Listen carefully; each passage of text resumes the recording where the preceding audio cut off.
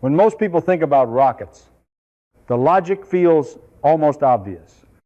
Almost too simple, the question. If you want to go higher, you add more fuel. If you want to go faster, you add even more. It is the same instinct we use in everyday life. A car runs longer when you fill the tank. A plane flies farther when it carries more fuel. More fuel means more distance, more power, more capability. It feels like a straight line, a simple cause and effect. And at first glance, rockets seem like they should follow the exact same rule. But here's where things begin to quietly fall apart. A rocket is not just moving forward through air like a car or a plane. It is trying to escape Earth itself. There are no roads, no lift from wings, no atmosphere to push against in the same way. A rocket must carry everything it needs from the very beginning. Every drop of fuel, every kilogram of structure, every piece of payload, all of it must be lifted at once from the ground against gravity all the way into space. So when you say just add more fuel, you are not just adding energy, you are also adding weight, and not a small amount of weight, but an enormous one. Fuel is heavy. In fact, it quickly becomes the heaviest part of the entire system. The moment you add more fuel to go farther, you have also made the rocket heavier, which means it now requires more force just to lift off the ground. At this point, the intuition still tries to hold on. You might think, that is fine. Just add even more fuel to compensate for the extra weight. But this is where the illusion deepens, because that extra fuel you just added also has weight. And now you need even more fuel to lift that additional fuel. And if you follow this logic just a few steps further, something strange begins to happen. Every time you try to solve the problem by adding fuel, you are actually making the problem bigger. Imagine trying to carry supplies for a long journey. You pack food so you can survive the trip, but now your bag is heavier, so you burn more energy while walking. That means you need even more food to compensate. But that extra food adds even more weight, which again increases how much energy you need. Very quickly, you are no longer just carrying food for the journey. You are carrying food to carry the food. And the longer the journey, the worse this problem becomes. Rockets face this exact dilemma, but on a much more extreme scale. When a rocket launches, a large portion of its fuel is not being used to push the payload into space. It is being used to lift the fuel that has not been burned yet. In other words, the rocket is spending energy just to move its own energy source. This is a deeply unintuitive idea, because we usually think of fuel as something that helps us move forward, not something that creates an additional burden we must constantly overcome. And yet, this is the reality of rocket flight. At the very beginning of the launch, the rocket is at its heaviest. It is carrying all of its fuel at once.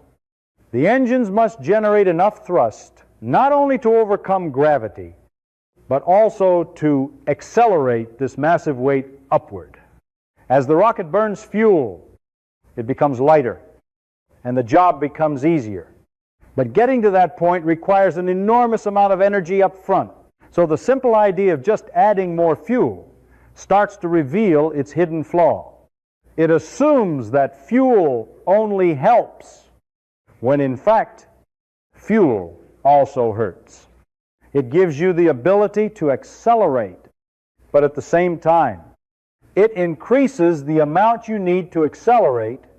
It is both the solution and the problem, all at once. And this is where the illusion truly breaks. Because if adding fuel always makes the rocket heavier, and a heavier rocket always needs more fuel, then you are no longer dealing with a simple linear system. You are stepping into a feedback loop, one where every attempt to improve performance comes with a cost that grows faster than you expect. At first, this effect is easy to ignore.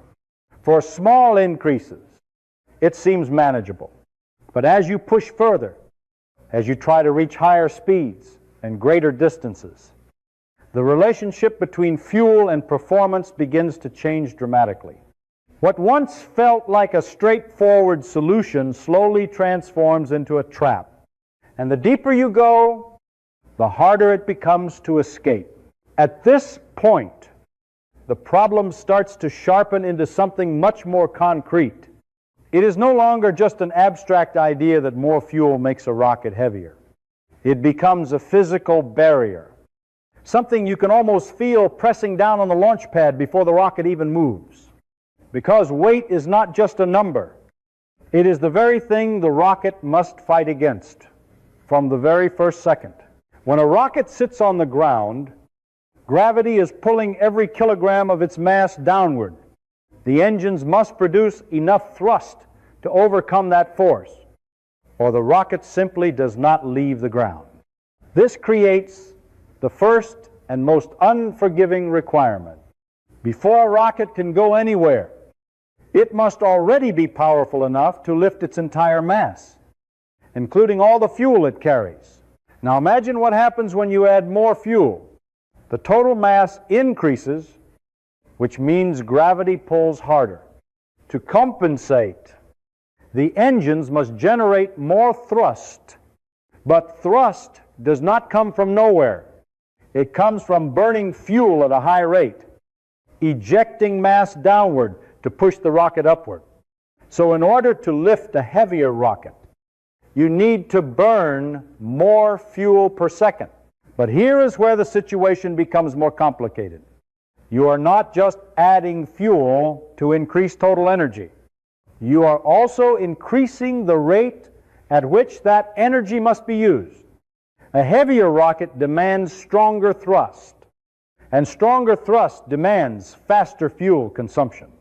So not only do you need more fuel overall, you also need to burn it more aggressively just to get off the ground. This creates a tension at the heart of rocket design. On one side, you want to carry as much fuel as possible so you can reach higher speeds and travel farther. On the other side, every extra kilogram makes liftoff harder, forcing you to spend more energy just to begin the journey.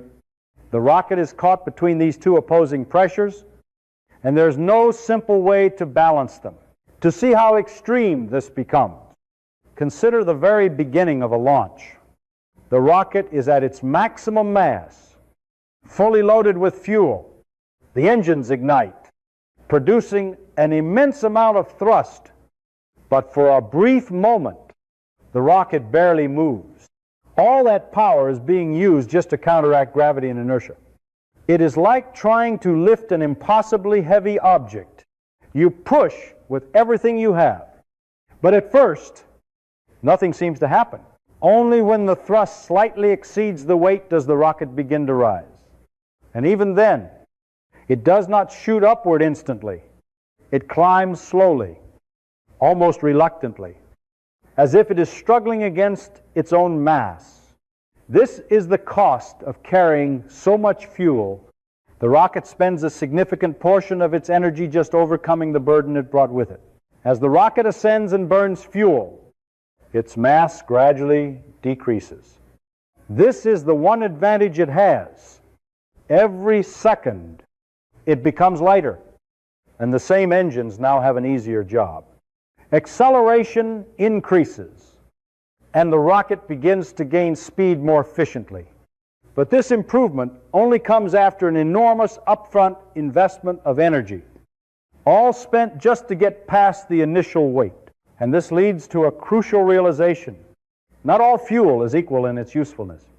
The fuel burned later in the flight is far more efficient because it is pushing a lighter rocket. The fuel burned at the beginning is the least efficient because it is spent lifting the entire system. including all the fuel that has not yet been used. So in a very real sense, the rocket is forced to waste energy at the start, simply because of how much mass it carries. And the more fuel you add, the worse this imbalance becomes.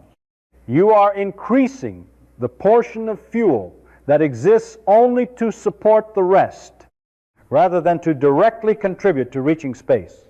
This is the hidden cost of weight. It is not just that heavier rockets need more energy. It is that they need to spend that energy at the worst possible time. When the burden is greatest and the efficiency is lowest, every additional kilogram amplifies this effect, making the system more demanding, more fragile, and more dependent on precise engineering. And now the original intuition begins to completely break down. Adding more fuel does not simply extend your capability. It reshapes the entire problem. It changes how much thrust you need, how quickly you must burn fuel, and how efficiently that fuel can be used.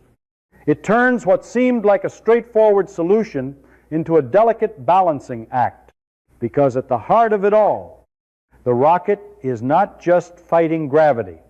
It is fighting its own weight. At first, the problem feels manageable. You add a bit more fuel. The rocket gets a bit heavier. And you compensate with a bit more thrust. Everything still seems under control. But the deeper you go, the more the system begins to behave in a way that feels almost unfair. Because this is not a simple trade. It is not one step forward for one step back. It is a loop. And that loop begins to grow faster than intuition can keep up with. Imagine you want the rocket to go just a little bit faster, not dramatically faster, just enough to reach a slightly higher speed. The natural response is simple. Add more fuel. That extra fuel will burn, produce more thrust, and give the rocket the additional velocity you need.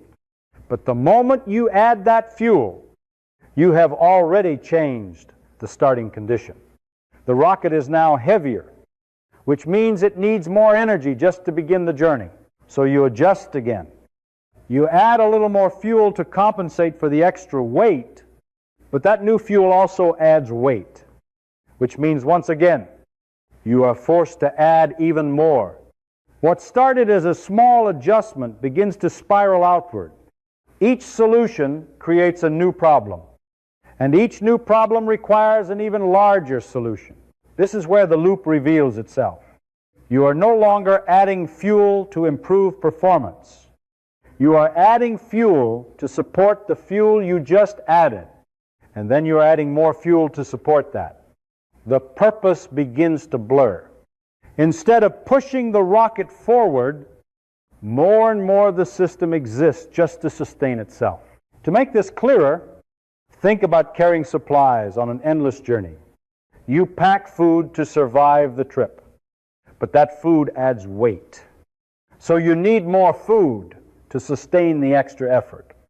Then that extra food requires even more food, and the cycle continues. At some point, most of what you are carrying is not helping you reach your destination. It is just helping you carry the rest. Rockets face this exact situation, but at a scale that is far more extreme. The further you want to go, or the faster you want to travel, the more severe this loop becomes. Small increases in desired performance demand disproportionately large increases in fuel. What feels like a modest upgrade quickly turns into a massive redesign. And here is the part that makes this loop so dangerous. It does not grow in a straight line. It grows faster than that. Each layer of added fuel compounds the problem because it increases both the mass and the energy required to move that mass. The system begins to behave exponentially, even if you never use that word. You feel it in the way everything escalates at first. You are adding fuel to solve a problem. Then you are adding fuel to solve the problems created by the previous fuel. And eventually, you are adding fuel mostly to deal with the weight of fuel itself. The original goal, reaching higher speed or greater distance, becomes harder to see. Buried under layers of necessity, this is why rockets end up looking the way they do. Long, towering structures, dominated not by the payload they carry, but by the fuel required to make the journey possible. And even then, they are operating right at the edge of what physics allows. There is no excess, no comfort, only careful balance. The loop never truly stops. It only becomes constrained by reality, by engineering limits, by materials, by cost. You cannot add fuel forever, because at some point, the rocket becomes too heavy to lift at all. The system collapses under its own weight before it even has a chance to begin, and now the illusion from the beginning is completely gone. Adding more fuel is no longer a simple solution. It is a decision that pulls you deeper into a system where every gain comes with a larger cost. A system where progress feeds on itself, and where the line between solution and problem disappears. This is the loop that never ends. And once you are inside it, every step forward demands more than the last. At this point, the loop is no longer just an observation. It becomes something deeper, something that can be described, predicted, and ultimately something that cannot be escaped. Because behind all of this, behind the weight, behind the fuel, behind the endless loop, there is a rule. A quiet rule that governs everything a rocket can and cannot do.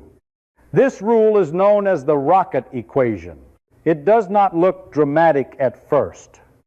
It is just a relationship, a connection between how fast a rocket can go and how much of its mass is made of fuel.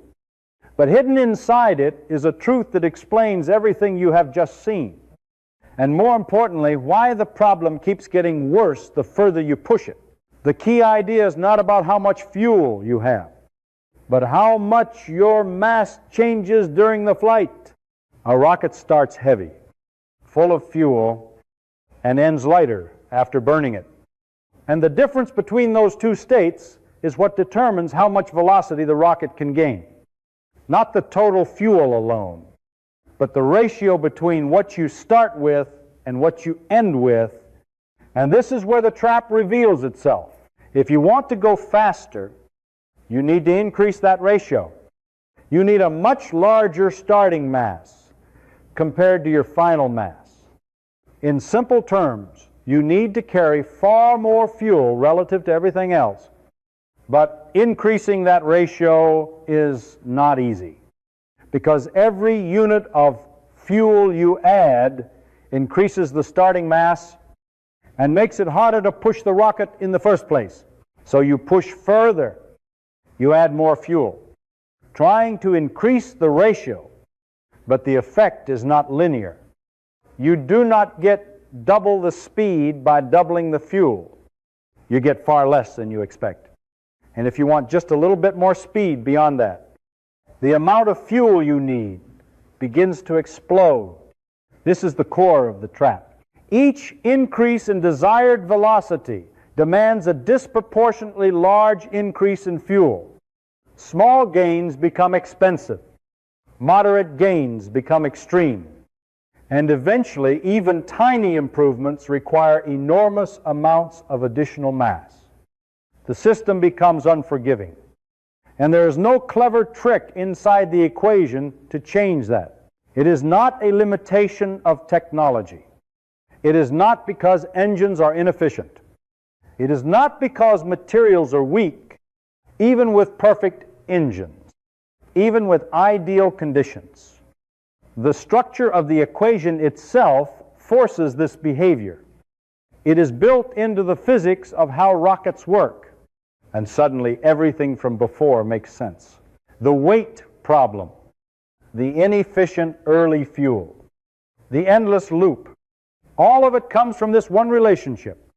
The rocket is not just carrying fuel to go forward. It is trying to maintain a ratio that becomes harder and harder to achieve.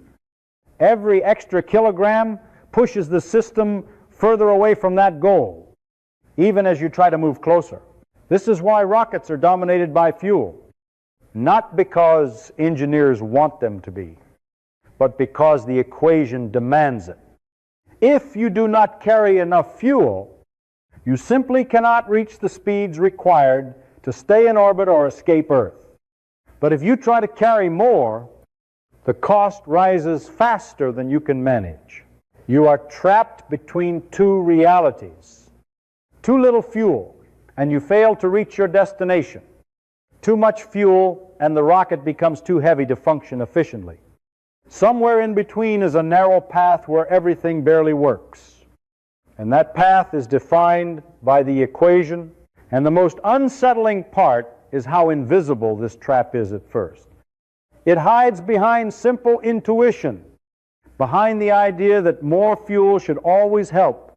But once you see it, once you understand how the ratio controls everything, you realize that rockets are not just machines powered by fuel. They are systems constrained by a mathematical truth.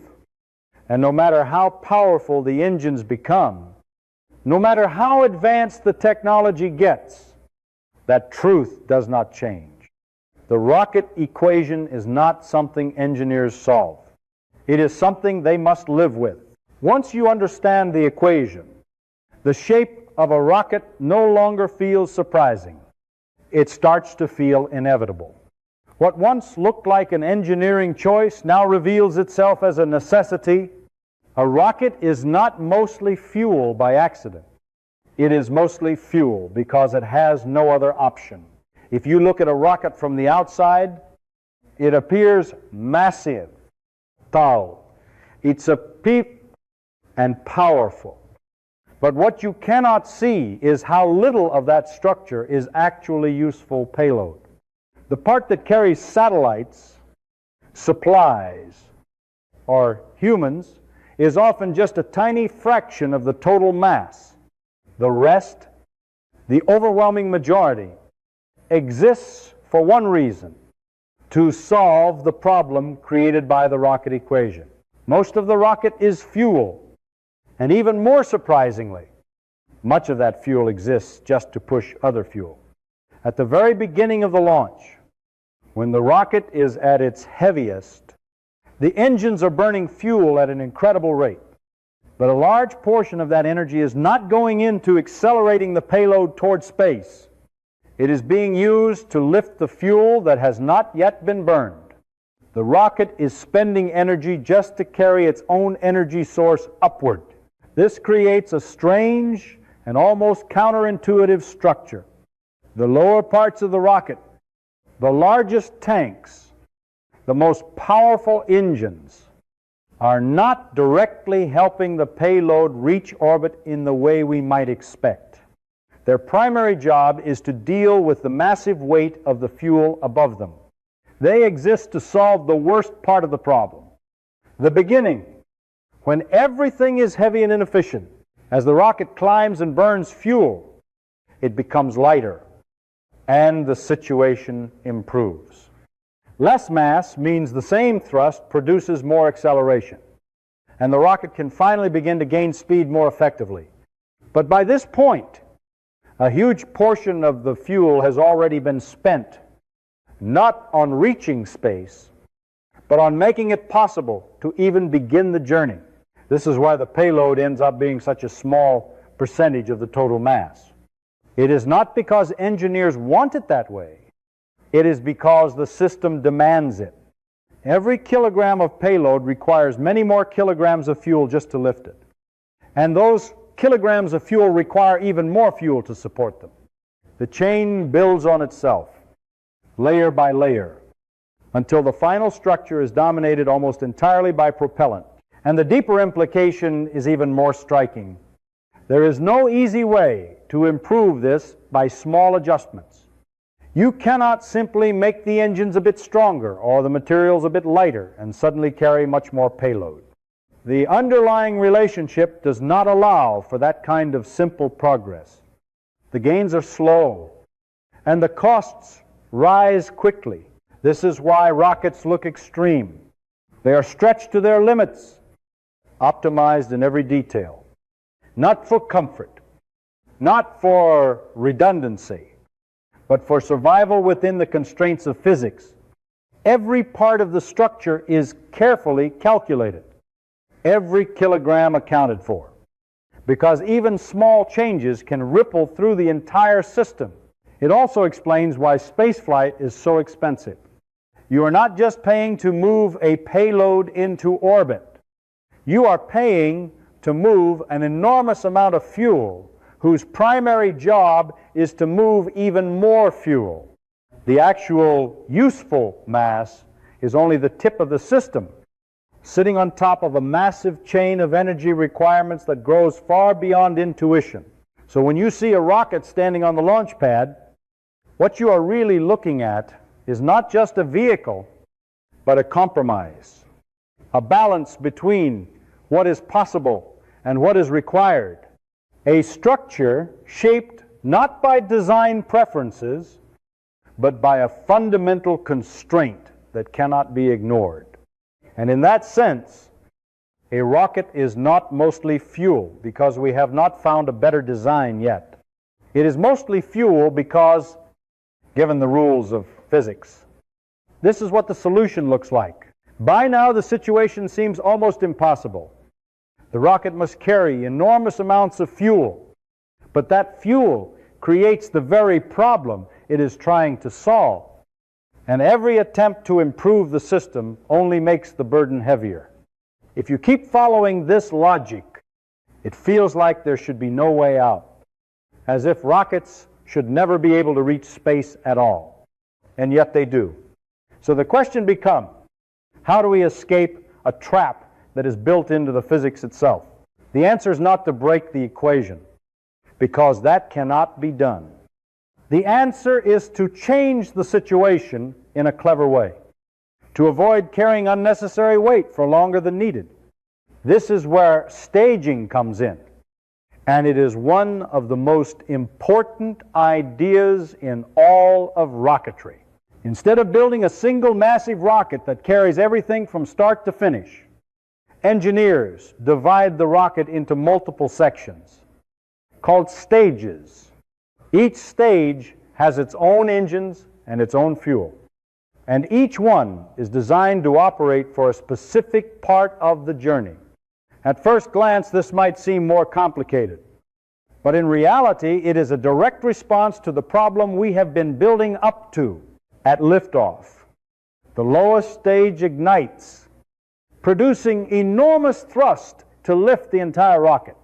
This stage carries the heaviest load because it must push everything above it, including all the fuel for the later stages. It burns its fuel rapidly, doing the hardest and least efficient part of the work. But then something critical happens. Once its fuel is gone, that entire stage is no longer useful. It has become dead weight. And instead of carrying that empty mass all the way to space, the rocket simply lets it go. The first stage separates and falls away.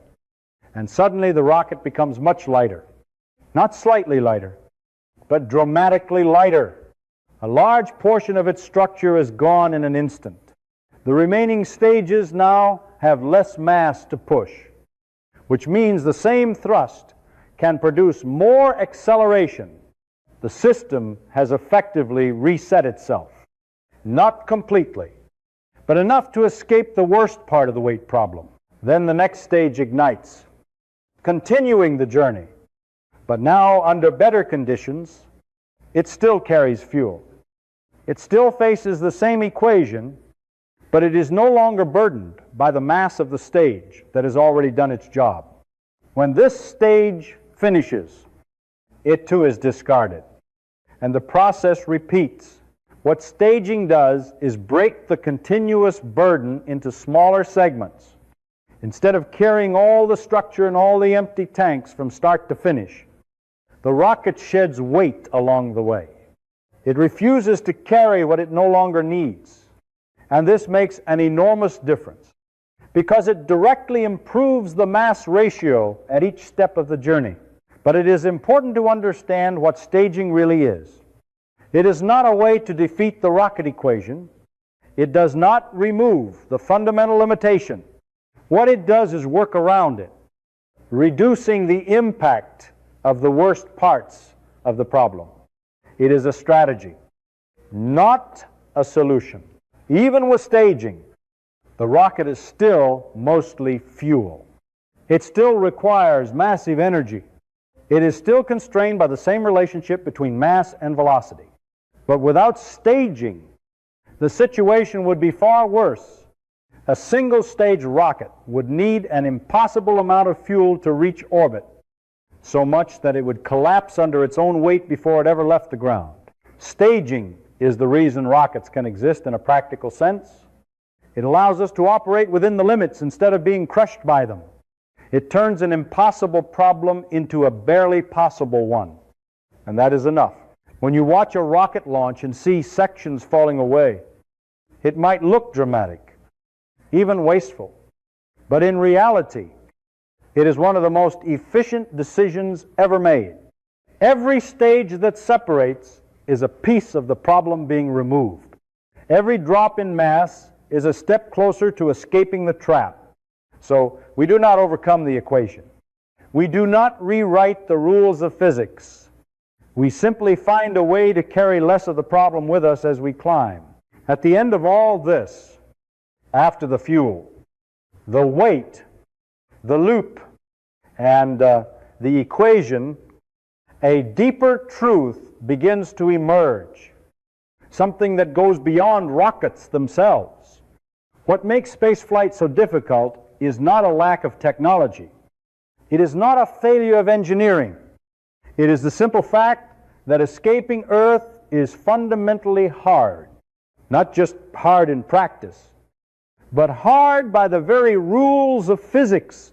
Earth is not just a place we live on.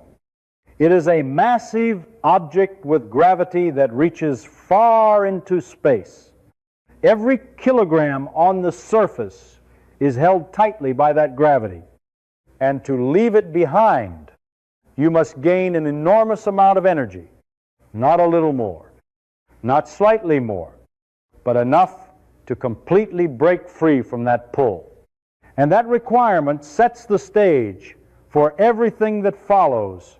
To reach orbit, a rocket must move sideways around Earth at an incredible speed, fast enough that as it falls, the ground curves away beneath it. This is not about going up, it is about going fast. And reaching that speed demands energy on a scale that is difficult to grasp. It is not something you can achieve with small improvements or clever shortcuts. It is something that must be paid in full. And this is where everything connects. The rocket equation, the weight problem, the endless loop. All of it exists because the energy required is so large. The rocket must carry the fuel to generate that energy. But carrying that fuel makes the task harder, creating the system we have been exploring. The difficulty of escaping Earth is the root cause, and everything else is a consequence. This is why spaceflight feels extreme. The towering rockets, the massive engines, the controlled explosions, all of it is a direct response to a very simple requirement. Reach the necessary speed or fail, there is no partial success. If you fall short, even slightly, you do not reach orbit. You fall back to Earth. The margin is thin, and the cost of missing it is absolute. It also explains why progress in space is slow and expensive. Each improvement requires fighting against a steep wall of physics. You can build better engines, lighter materials, more efficient designs, but the fundamental challenge remains the same. The amount of energy needed does not change, and the relationship between mass and velocity does not become easier. And yet, despite all of this, rockets do succeed. Again and again, they lift off, accelerate, shed their weight, and reach the speeds required to stay in space. This is not because the problem has been solved, but because it has been managed with extraordinary precision. Every launch is a careful balance, a moment where everything works just well enough. In a way, this is what makes rockets so remarkable. They are not powerful because they ignore the laws of physics. They are powerful because they operate right at the edge of those laws. They take a problem that seems overwhelming and push through it, not by removing the constraints, but by navigating them perfectly. So when you look at a rocket, you are not just looking at a machine. You are looking at a solution shaped entirely by reality, a structure that exists because there is no easier way, a design forced into its form by the need to overcome one of the most demanding challenges in nature. Escaping Earth is not just difficult, it is one of the hardest things we ever attempt. And every time a rocket rises from the ground, it is not just climbing into the sky. It is proving that, for a brief moment, we found a way to win against gravity.